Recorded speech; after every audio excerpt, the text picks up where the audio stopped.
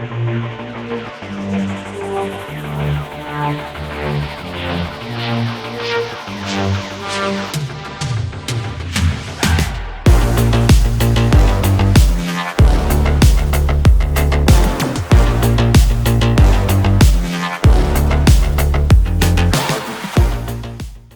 everybody, it's Eric from the Way Forward Podcast here again on day 2 of Collective Con.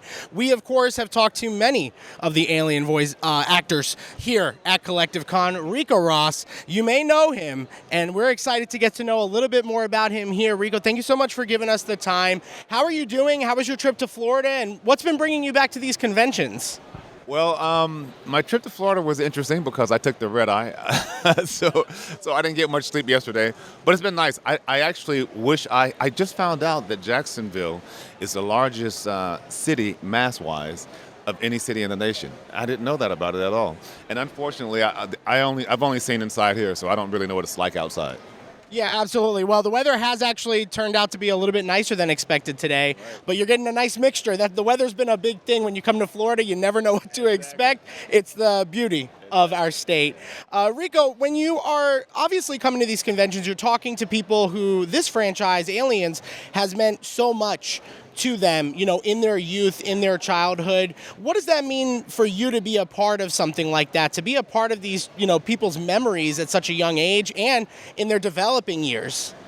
It is interesting because there was a girl that came here yesterday, and she looked very young, like before the movie was made. Yeah. And she was so nervous that she was like shaking.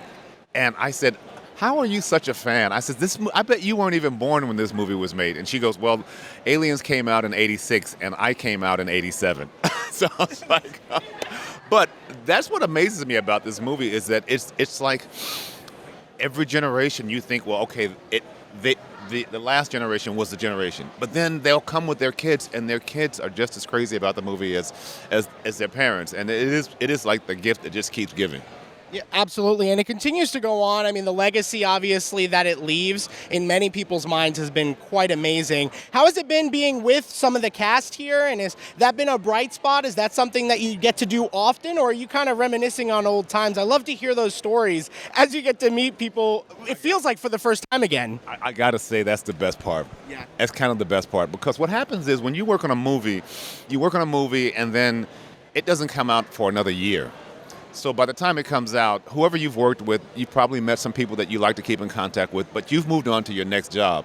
And then the movie comes out, and all of a sudden, you know, the movie's there, but the people are long gone. Everybody's gone doing their own thing. But this movie, because of you guys, every year we have an opportunity to get back together with the cast. And it's kind of made us like family. And it's made some of the fans like family, because we meet fans that we met 10 years ago that will come back and tell us we met them at this place. So it is the gift that keeps on giving. Yeah. Absolutely. And final question for you again, appreciate you taking the time out. There's obviously a big thing of fandoms here at these conventions, and fandom is something you get obsessed about that really shapes you. You're obviously a part of people's fandom in this way. Is there anything in media, entertainment, or elsewhere? I've heard a couple of theater heads over here to the left. Is there anything in your experience that you have a fandom, an obsession over, that's really shaped you into who you are? Wow. I don't think so. I will say this, though. I wasn't such a sci-fi fan when I first started doing these conventions, and they won me over.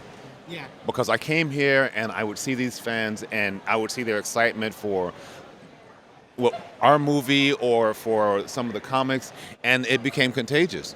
And it's like someone else's passion, you can almost like take someone else's passion and make it your passion. And so when I first came here, I thought it was like the craziest thing. And now I look forward to it because I see people dressed, and the amount of attention and creativity that they have, you can't help but appreciate it. Yeah, you know, absolutely. I had a little kid who must have been like I don't know, 3 years old, dressed in a Sigourney Weaver's outfit for Ripley. Wow. That was like everything was exact except miniature.